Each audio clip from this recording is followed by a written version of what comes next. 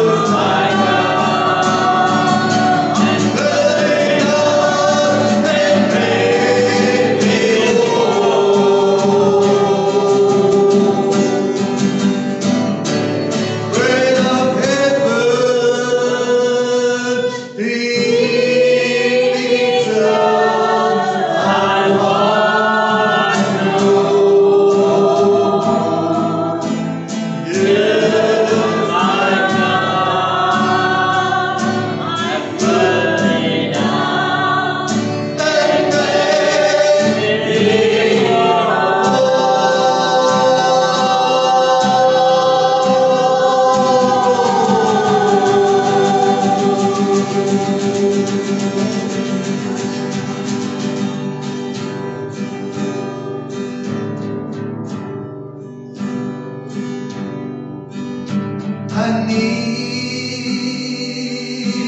you, oh, I need you.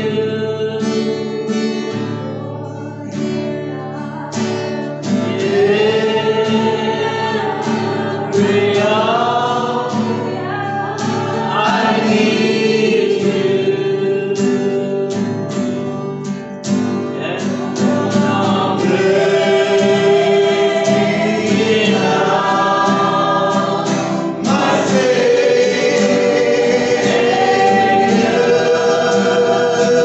I come to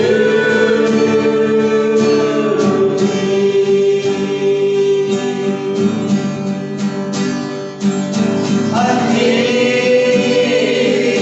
you, oh, I need thee.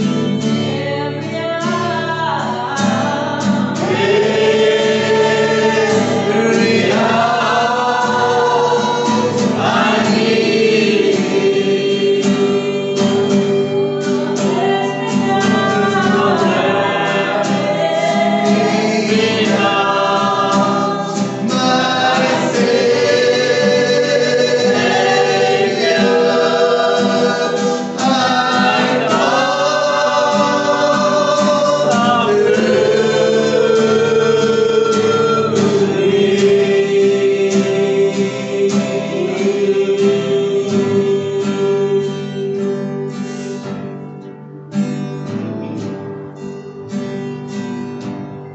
Just a touch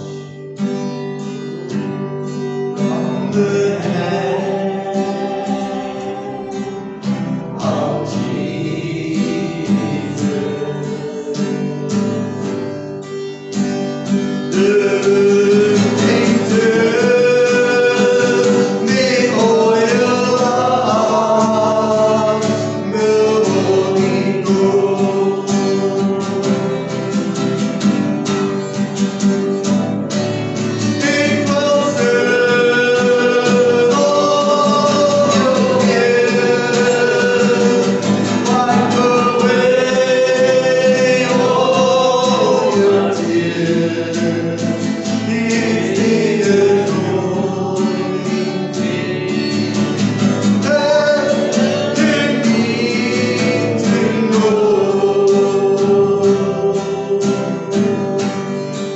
Sweet anointing, sweet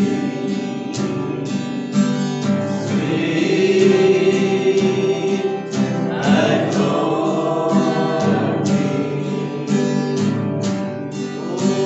oh, ring down to me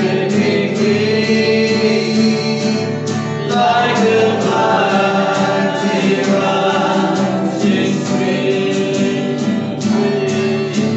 Sweet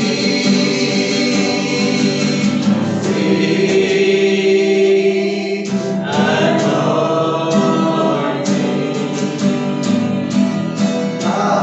pouring out the oil and wine over me.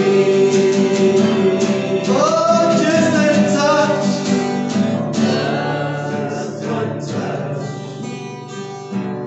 of the hand of Jesus. Looking to the oil of the Holy Ghost. It will soothe all your fears.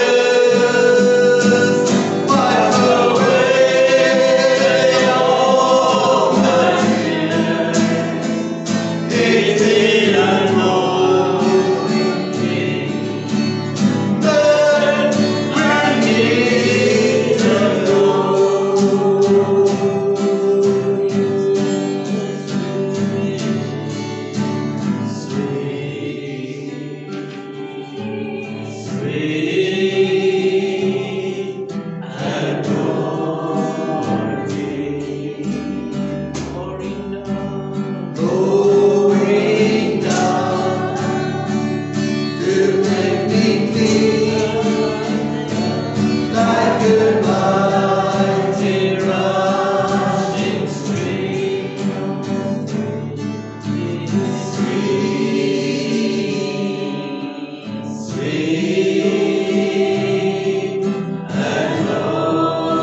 anointing. God's pouring out the oil and wine over me. God's pouring out the oil and wine over me. God's pouring out the oil and wine over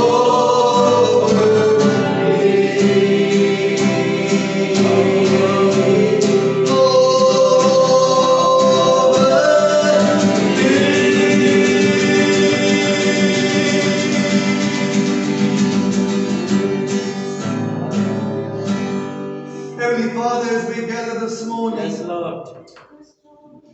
we think of everyone that loved Pastor Andre. Thank you, Father. Right now, they're mourning, they're grieving, Yes, Lord. they're missing this mighty man of God. We ask you, Father, to pour in the oil and the wine. We ask you to continue to bring comfort and bring peace. With all assurance and confidence, knowing, absent from the body, present with the Lord, Yes. that Pastor Andre is having the best time of his life. Lord, we choose to continue to walk close to you and to learn and grow together. Bless this service further, we pray. In Jesus' name, Amen. amen. Open your Bibles to 1 Thessalonians chapter 5, verse 8.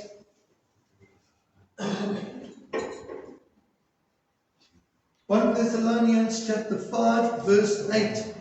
We're dealing with the series on hope, and I started last week on, we have an armored hope.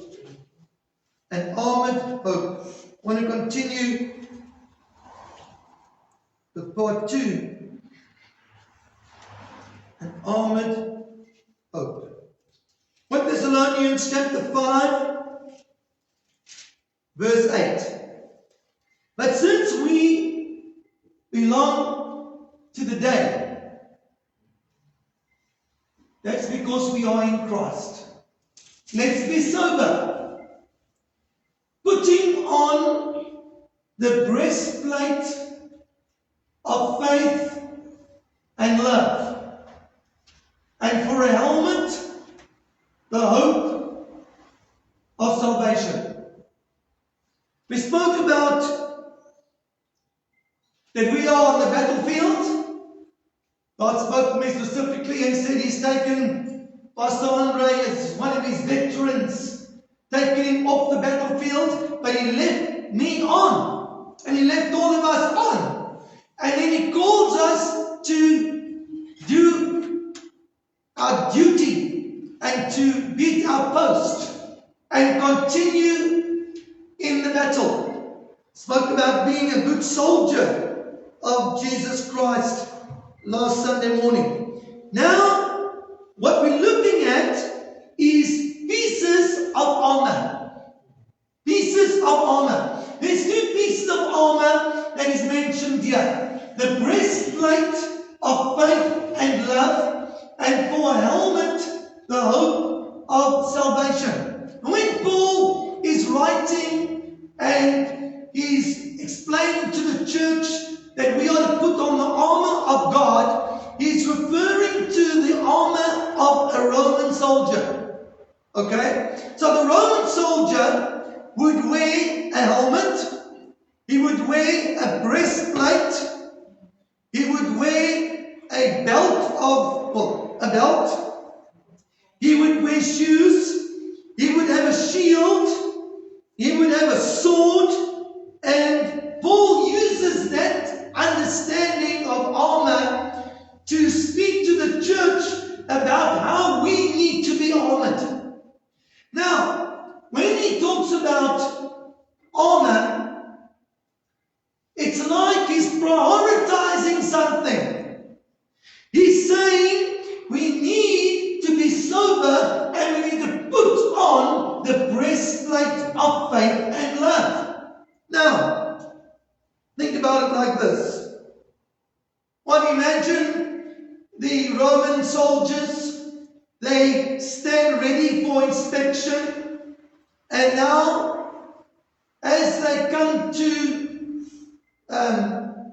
this line of soldiers, what they're looking for? They're looking for to make sure that all the pieces of armor are on the soldier.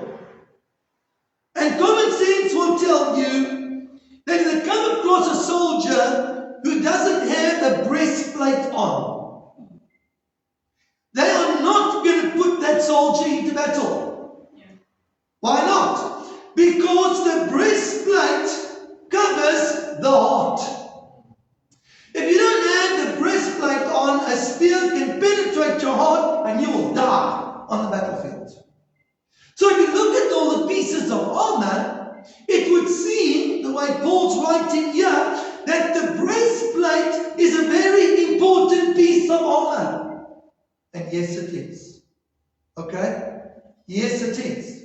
We need to make sure that we've got the breastplate of faith and love on us.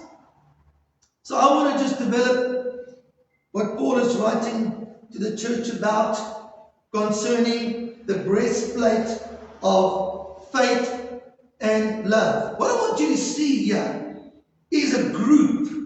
There's a group here. It says breastplate of faith and love. And for a helmet, hope. There's three things here. Faith, hope, and love. Faith, love, and hope. Faith, hope, and love. Well, these three seem to go together.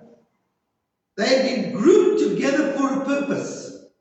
So let's go to 1 Corinthians chapter 13 and see what Paul says to the church in Corinth about these three.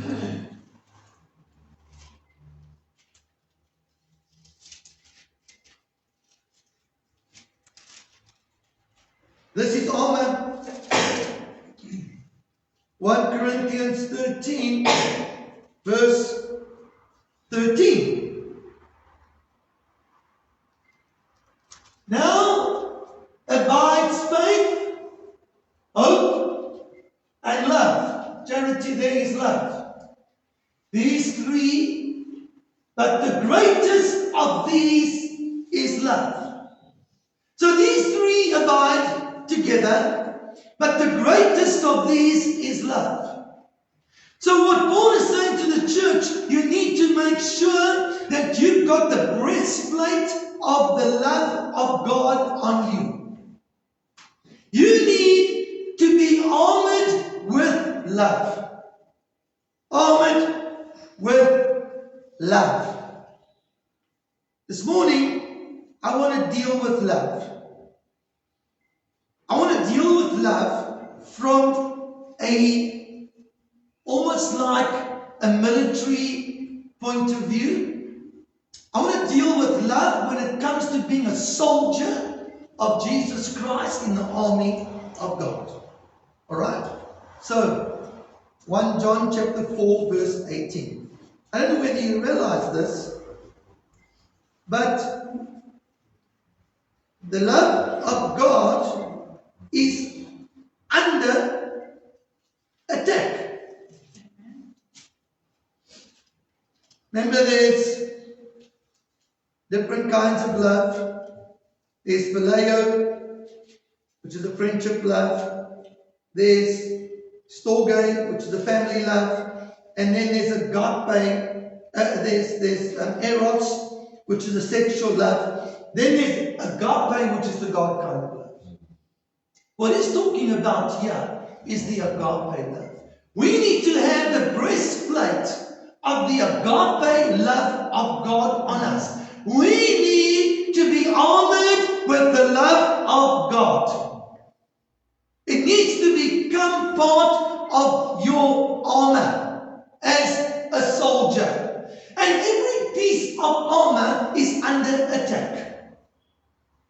Satan wants to disarm the church of Jesus Christ.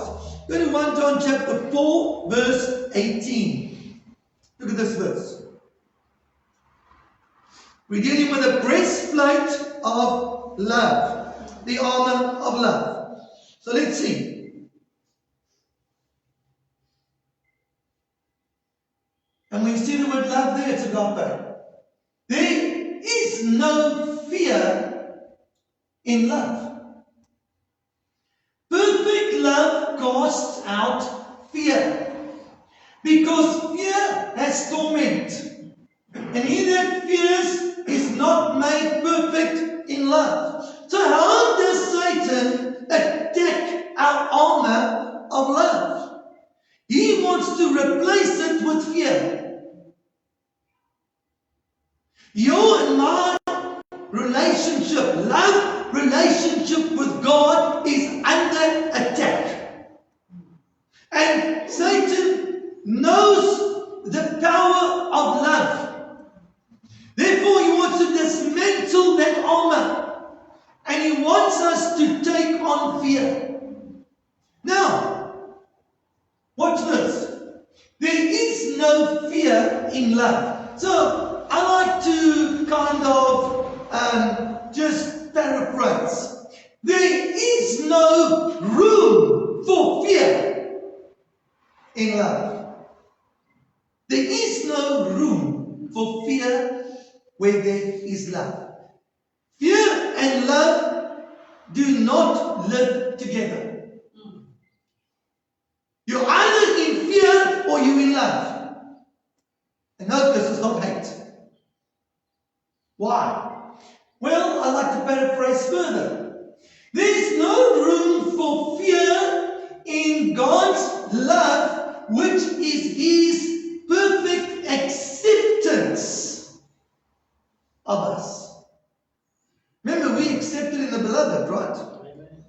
There is no room for the fear of rejection in God's perfect acceptance of us, because we accepted Christ. This is one of the most common fears that Satan attacks us with. It's the fear of rejection. We fear being rejected by God. Or we fear being rejected by our parents. Or we fear being rejected by our peers. That's why we have something called peer pressure. Or we fear being rejected by our boyfriend, or by our girlfriend, or by our fiance, or by our husband, or by our wife. Now must I just carry on?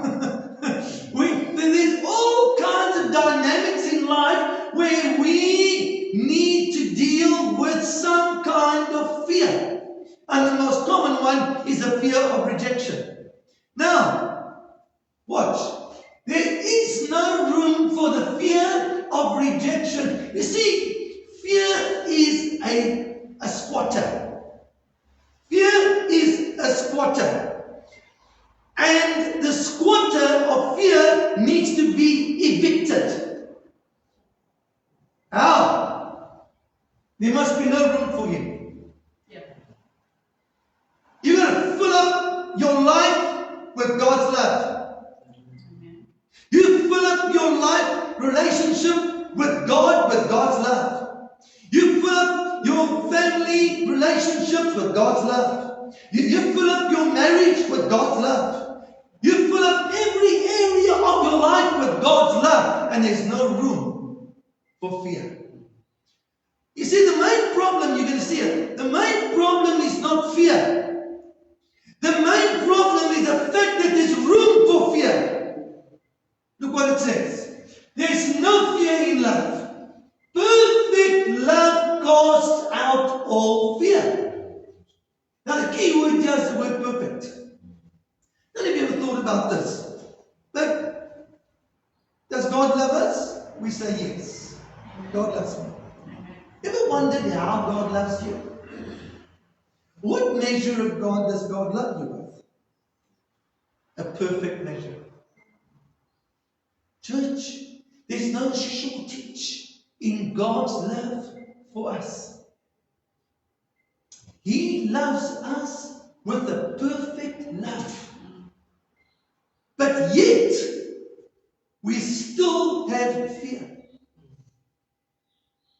Watch. Perfect love evicts, casts out, evicts fear. Because fear has torment. That's what Satan wants. He wants you and I in a place of torment instead of peace and contentment and rest in the perfect love of God. No, he wants us in a place of torment. When am I going to get rejected?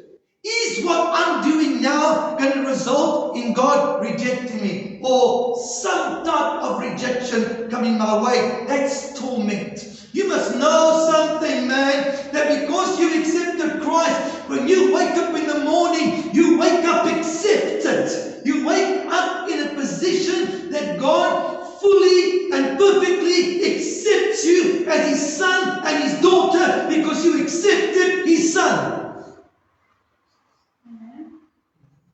You need that revelation.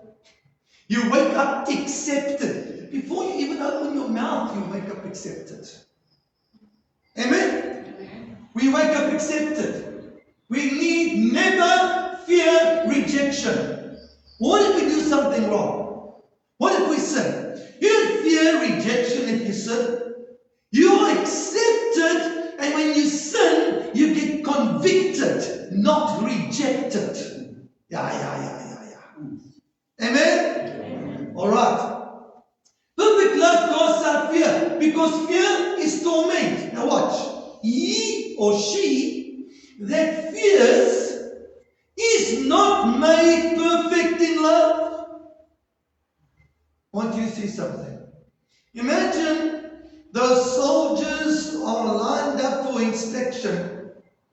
They come across a soldier and he's got a breastplate on, but it is seriously damaged.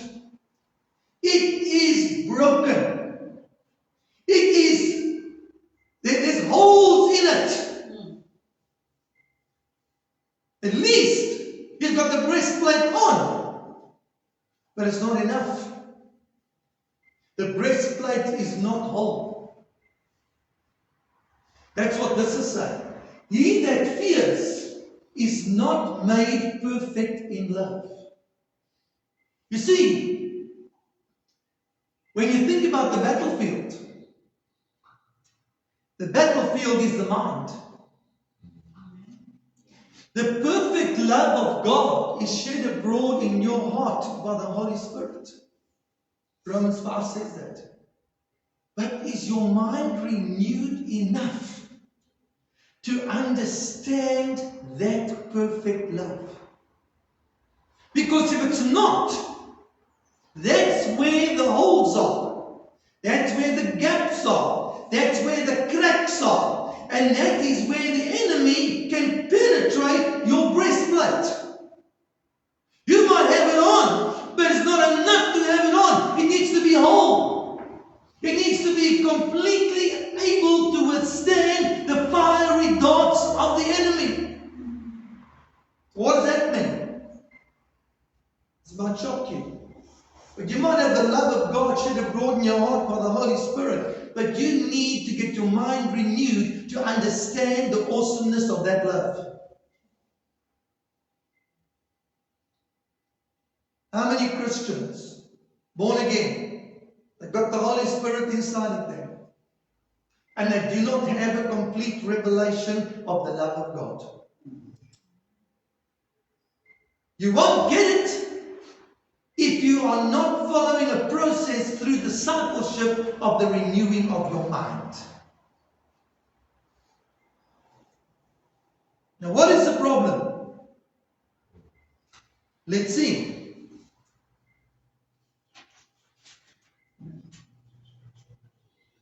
2 Timothy chapter 1 verse 7. 2 Timothy chapter 1 verse 7.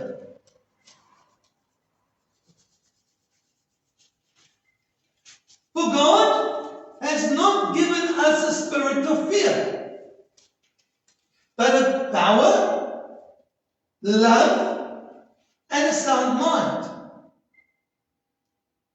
Now, why would Timothy even say this?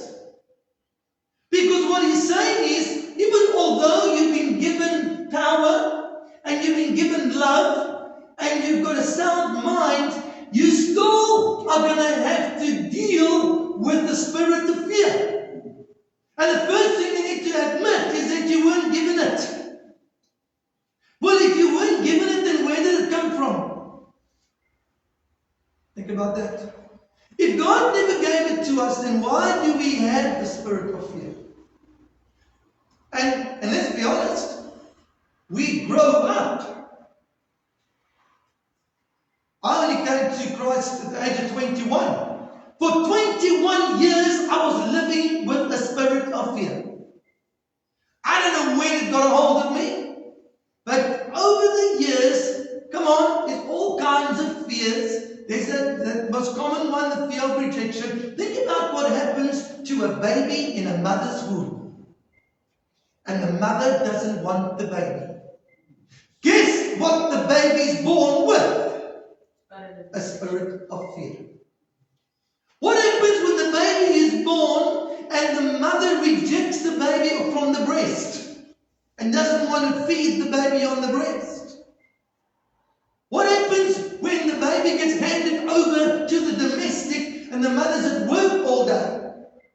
There's all kinds of dynamics that fear begins to set in and build up in our lives. What happens when a child is a victim of a burglary, watches their parents being killed? What happens? Fear gets a hold. What happens when you get hijacked? Fear gets a hold.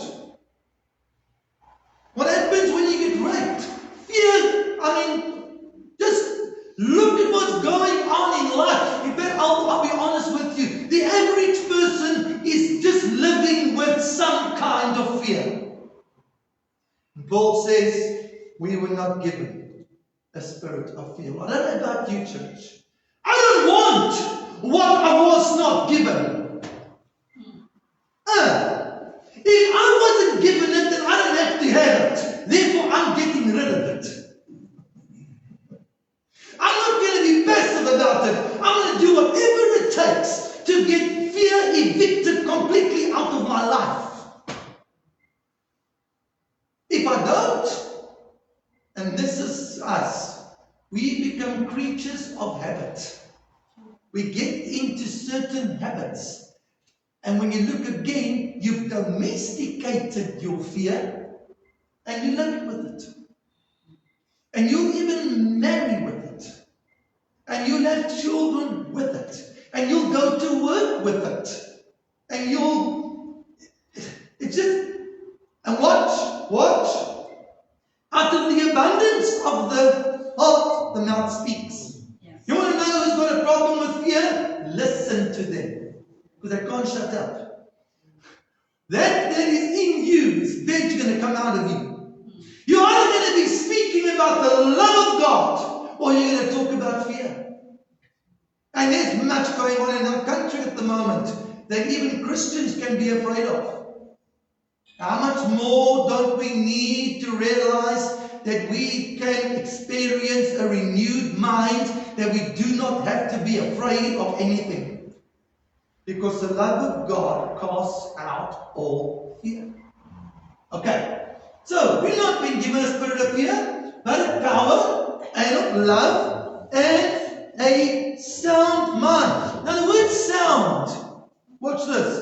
The word sound is the word sophronismos, and it means to be disciplined and self-controlled. You see, so easy to say this. It's the devil's fault. The devil makes me do it. No. It's your fault. You allow him to torment you. Got it? The devil's not the problem. He's allowed to do whatever you allow him to do. He knocks on my door and love answers. Amen. Comes to bring fear and love answers. The love of God shed abroad in my heart by the Holy Ghost. But I've got to discipline myself. I've got to make a decision. You see, I don't know if you can see it like this. If Jesus said on the cross, it's finished. What he was saying is, I've done everything, Robert, so that you can live a life of love. So you don't have to live with fear.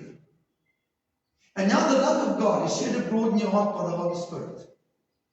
Now listen, if I then entertain fear, domesticate fear, and live with fear, I'm minimizing the cross. Was the cross not enough for me to completely be set free from fear? Yes, it was. He said it's finished. I just need to act it out now. I will not allow fear to control my life. I will not allow fear in my marriage. I will not allow fear in my family. Nowhere will I allow fear. Fear's a squatter, and squatters must get evicted because the love of God is replacing fear. Make sense? Okay. Now, 2 Corinthians chapter 10 verse 4. Watch the battlefield. 2 Corinthians chapter 10 verse 4. Notice the military terminology here. For the weapons of our warfare are not carnal, but mighty through God to the pulling down of strongholds. Now the word stronghold is the Greek word okuroma, and it means a fortress or a castle. Okay. So now, we've been given weapons. And these weapons are mighty through God for the pulling down of fortresses and castles. Well, let's identify these fortresses and castles. Look at the next verse.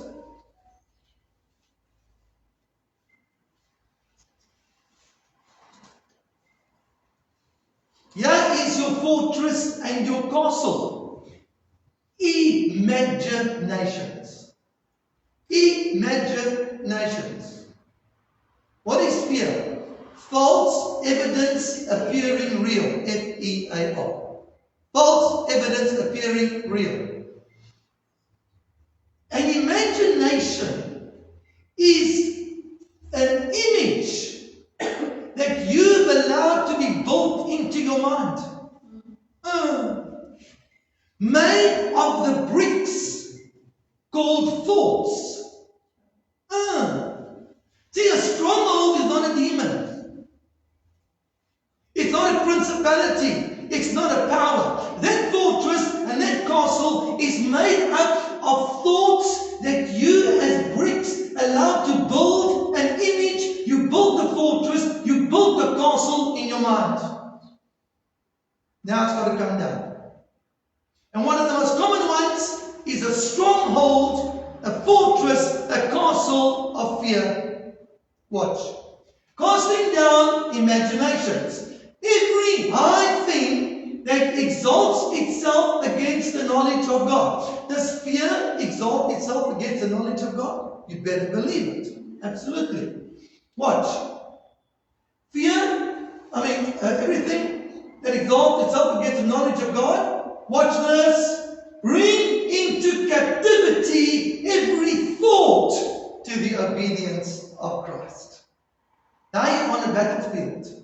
And the battlefield is the mind. And guess what the enemy is? Thoughts.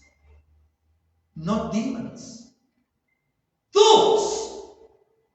Take every thought captive. Didn't they take a demon captive? Got nothing to do with blaming Satan or blaming demons. According to the word of God, the battlefield is the mind. The battlefield is not the spirit realm. That's what the Bible teaches. The battlefield is the mind. That's why it says be transformed by the what? Yeah, the renewing of the mind. Not the casting out of every demon and the pulling down of every principality and power and ruler of wickedness. No. God is allowing them to be there. Satan has got a season of being there.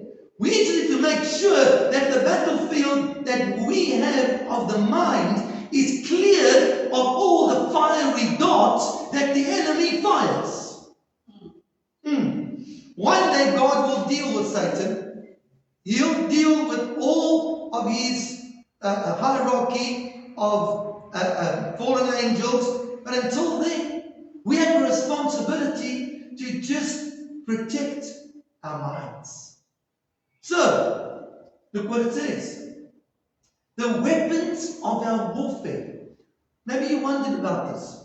What does the weapons of our warfare got to do with taking every thought captive to the obedience of Christ? Well, let's think about Jesus. So Jesus is in the wilderness. And the enemy, Satan, comes to him and does what? Fires fiery darts at Jesus. Thoughts. And what does Jesus do? He simply says this. It's written. It's written.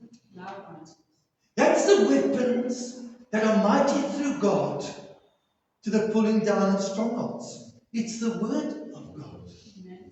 That's our weapon. The sword of the Spirit. That is our weapon. But here's the problem, church. For everything that Satan said to Jesus, Jesus could say, it is written. Here's a sobering question. Do you and I have a scripture for every wrong, evil thought that gets fired into our minds? Can you easily, quickly say it is written? No. Hold on, I'm going to call the pastor. Pastor, the fiery darts being fired at me. Give me the scripture. I'm serious.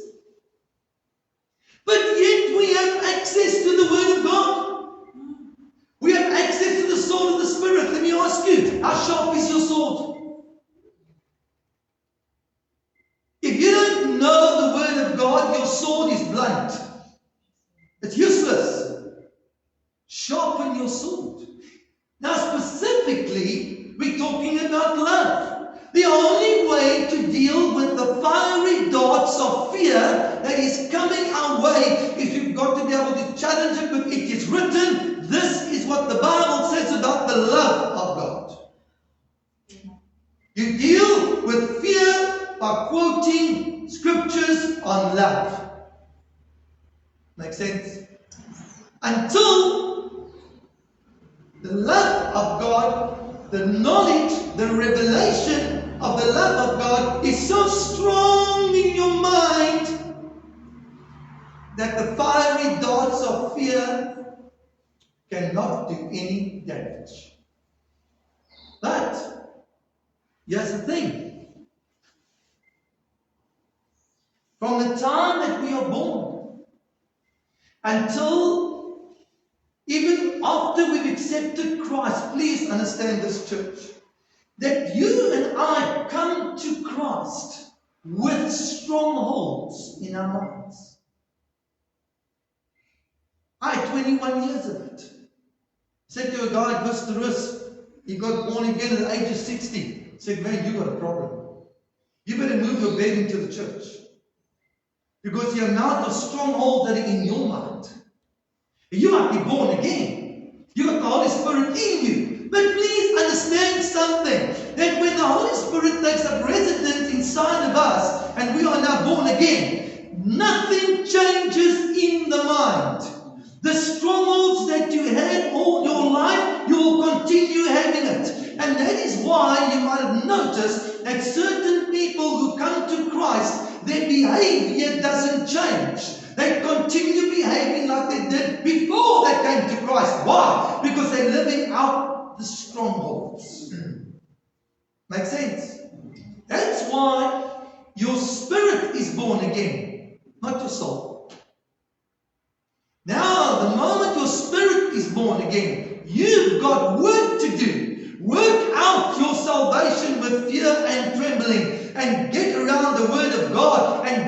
mind, that your soul area, get your mind renewed, so that all of the strongholds will be slowly dismantled by taking every wrong thought captive, break down the fortresses, break down, and then you replace all those lies with the truth.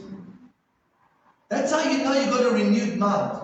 You only have a renewed mind where the truth has replaced the lie. If you still got the lie and you haven't got the truth, then, as shocking as what it might sound, you're saved, but your mind is not renewed. Go to Romans chapter 12.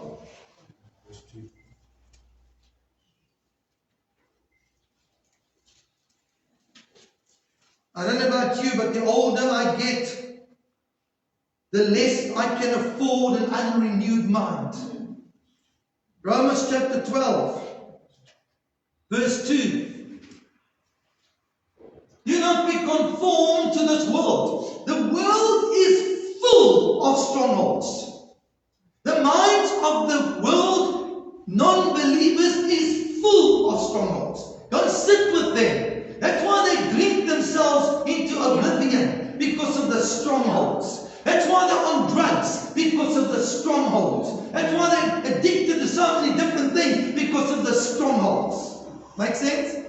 We are not to conform and live like the world does. We are to be what? Woo! We are to be transformed. Come on! You can be saved. You're born again. You've got the Holy Spirit living inside of you. That does not mean you're transformed. Salvation is instant. But transformation is a lifelong process of daily working with the Holy Spirit.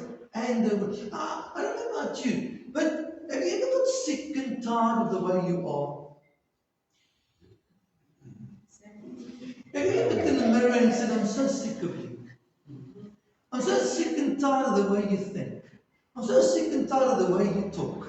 I'm so sick and tired of the way you behave. You need to get to that. But here's the truth. You're not going to change until you start a process of mind renewal. You will stay the way you are. Say that. And here's even something more shocking.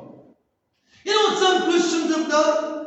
They suppress the stronghold. And they deny access to it. But they don't deal with it. And then they get old. And now they lose their mind. Now dementia sets in. And here's the shocking truth. The stronghold that you suppressed, that you denied access to when you were younger, will pop up as you get older, because there's nothing stopping it. And now family members are all of a sudden shocked by the behavior of their loved ones, because they never knew that they were capable of this kind of behavior. Meantime, it was inside of them. It was suppressed. It was pressed down, but it was never dealt with. You need to get a revelation and a vision that you do not want one stronghold in your mind.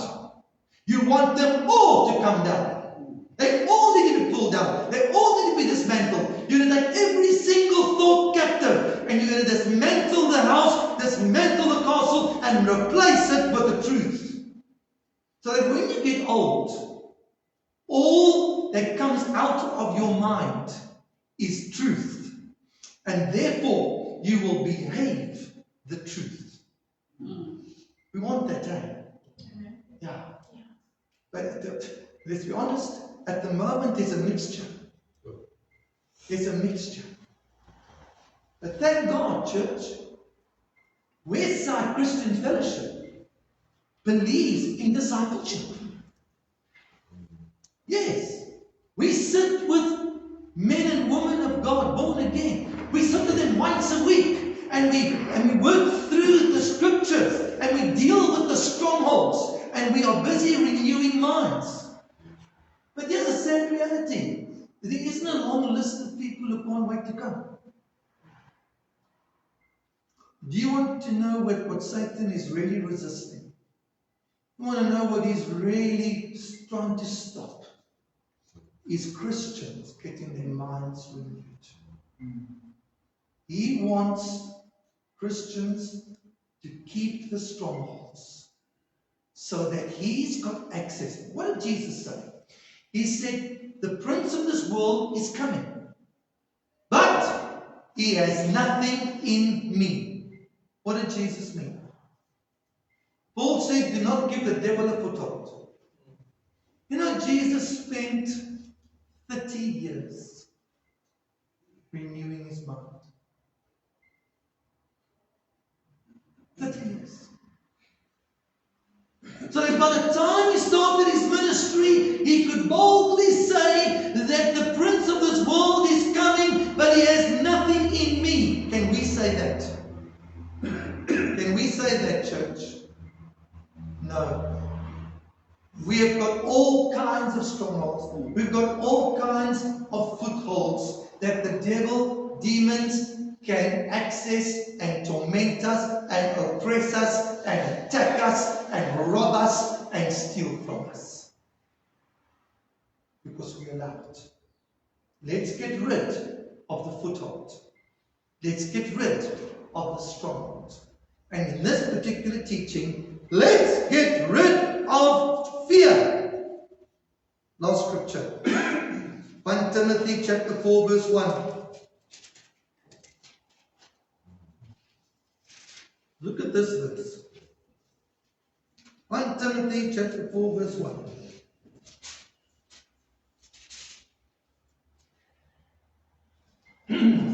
Timothy chapter 4 verse 1. Now the Spirit speaks expressly that in the latter times. The latter times is today, that's right now. Some shall depart from the faith. Now, the word depart means to remove yourself from the faith. What is the faith? Not faith, the faith. Doctrine. From the doctrine of Christianity. Some in the church will depart from the doctrine of Christianity. Now watch. Giving heed to seducing spirits. Now, the word seducing in the Greek is the word plainos. And what it means is that you are homeless, roving, drifting, floating, visiting, watching, but you've got no home, you've got no pastor, you're not being discipled, you're not part of a fellowship, saved, born again, Holy Spirit inside of you, but you're homeless. That's what Satan wants. He wants you homeless, so that your mind never gets renewed. Seducing spirits, watch, and doctrines of devils. Oh man, if you're not in a fellowship and you don't have a pastor and you don't have a regular discipleship, then I will tell you boldly, stop watching videos, stop watching online. You are being deceived, you are being seduced. There are doctrines of devils all over the internet. And I've said to Christians, if your mind is not renewed and you're going to watch any of that stuff, make sure you've got your Bible on the left and your pastor on the right. And you run the same risk by going to certain churches. Sorry? And you run the same risk by going to certain churches. Yes, you run the same risk. Giving heed to seducing spirits and doctrines of devils. Now, look what it says. It just goes on to say in verse 3,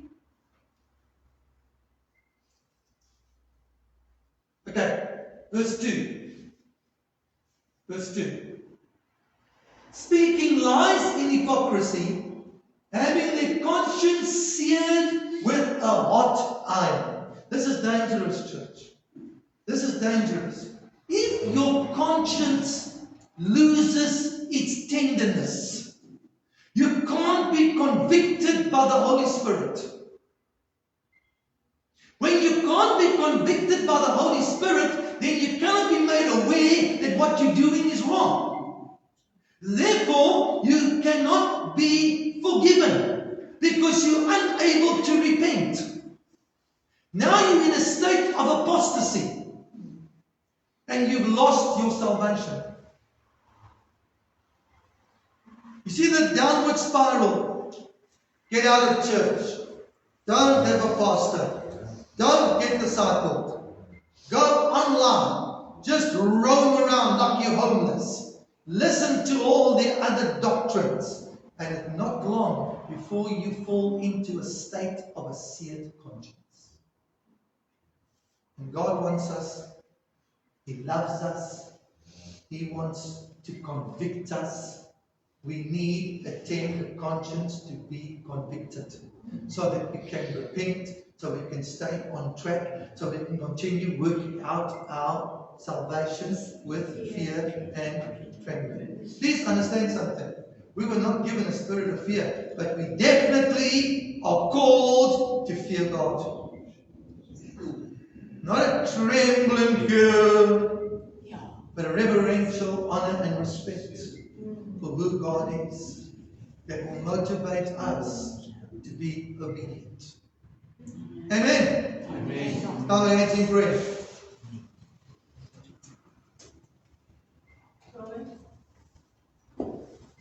Before we break bread, Ralph wanted to share something with us.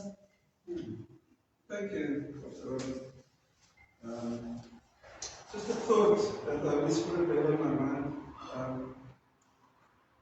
And I'm really thankful for His faithfulness because I didn't know what you were going to preach about this morning. And I'm glad that I asked Alice before I had just you know, the thought that the Lord has brought to me is today many churches are celebrating or commemorating the day of Pentecost, which falls in line with the Feast of Shavuot, when Jews had to gather in Jerusalem in order to bring sacrifices to the Father.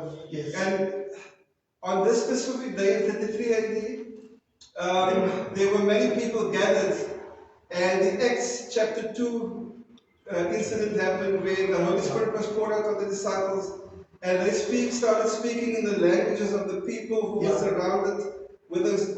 They were surrounded by preaching the gospel to those people. And 5,000 people came to conversion on that day. 5,000 people of different backgrounds, different cultures, different languages, probably different convictions, and so forth.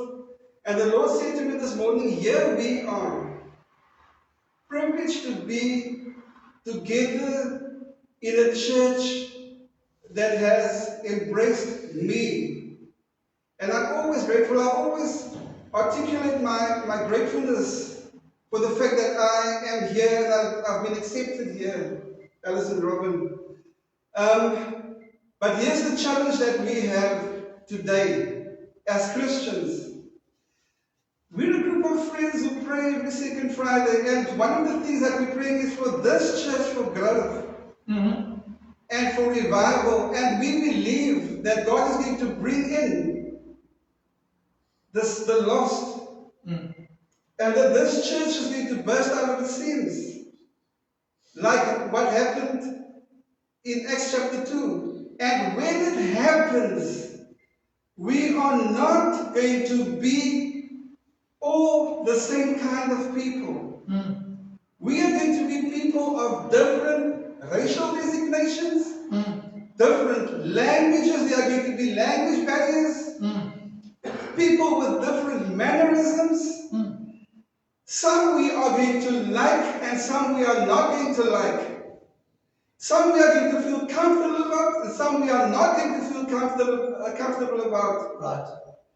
And here is the word that the Lord laid upon my heart, coming from Jeremiah chapter 12 verse 5, that in preparation for what God is going to do and is even doing at this moment, where He said through the mouth of Jeremiah, if you have run with footmen and they've wearied you, how will you contend with horses? Right. And if in a land where you felt safe, people have worn you out, how will you cope in the thickest of the Jordan? In other words, we need to understand that we have the opportunity here to learn, to accept and love each other, and to walk with each other in our Christian walk, to remember that the common denominator amongst us is the grace of God and His love and the sacrificial death that He has done. Amen. So that we could all be saved. Amen. So that when the junkies come in, when the drug addicts start coming in, when the prostitutes start coming in, when the alcoholics start coming in, that that our hearts will be ready, and that we will be able to embrace whoever comes in, the ex-Muslims, those who do not understand the word of English, etc. When we fellowship and gather around this communion table, that we will be able to say, you are my brother, no matter where you come from and who you are. God bless you, Pastor. Thank you. Thank you, Ralph. Let's just examine our hearts before the Lord. Make sure your conscience is clear before God and man. And if it is, come to the table, receive the emblems, we wait for one another, and we partake together.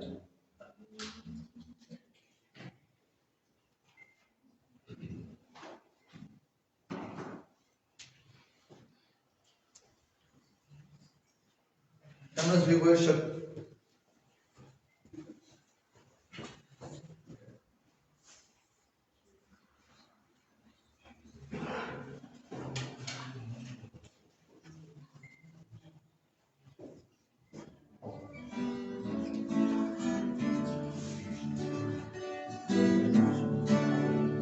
He had fire in his eye and a sword in his hand,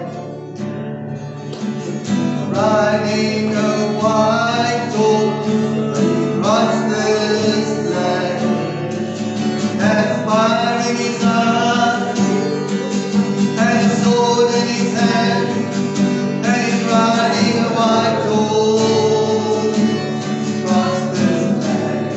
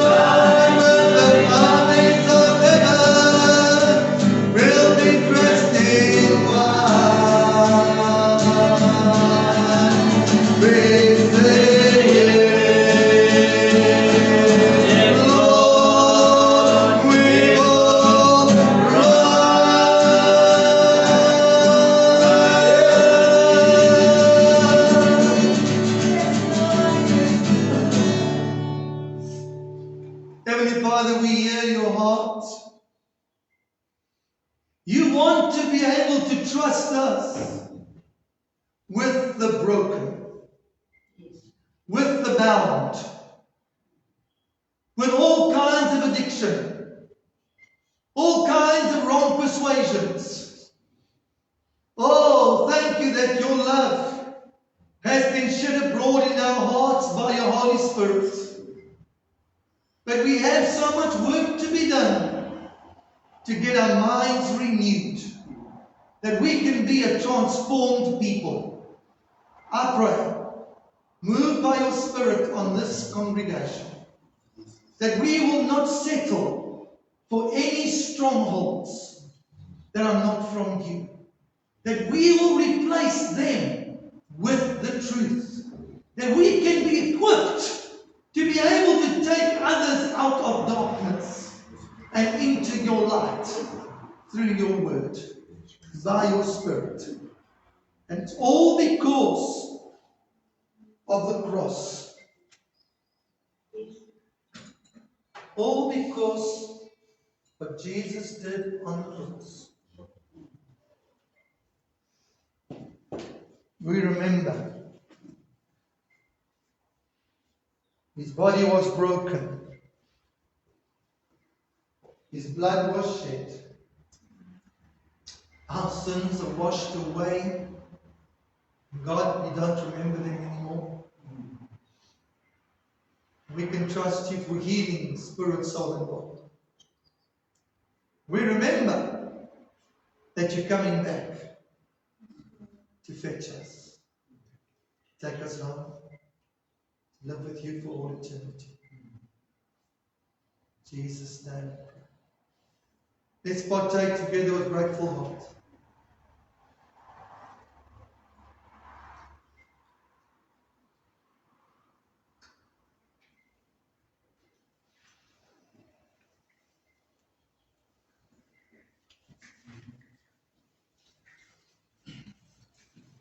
Church, it's a sad day for the Church of Jesus Christ when the world looks into the church and the world finds the world in the church.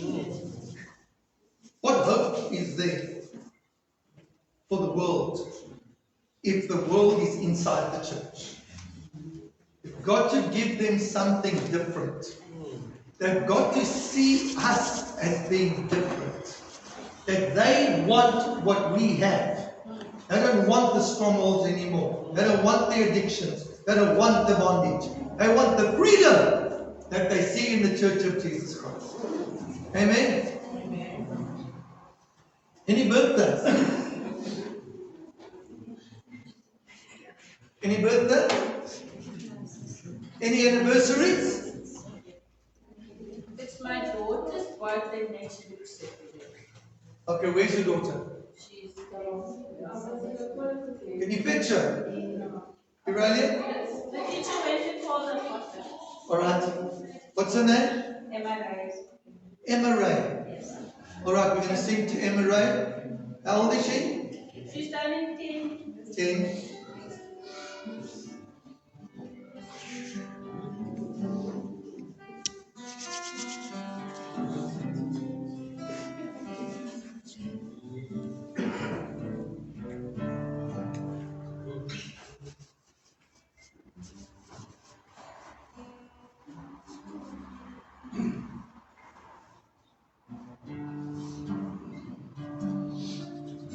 Emma Ray.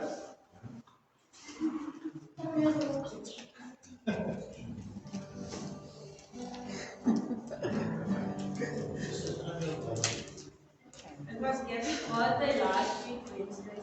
Gabby. We will sing to Gabby and Emma Ray. Where's Gabby? Where's Gabby? Alright. Happy birthday to you. To Jesus be true. May God riches bless thee. Now rest upon you.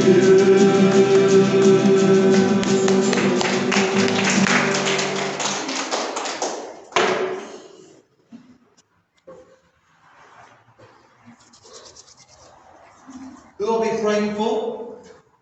Hetty? Yes, please. Are you praying for Hetty?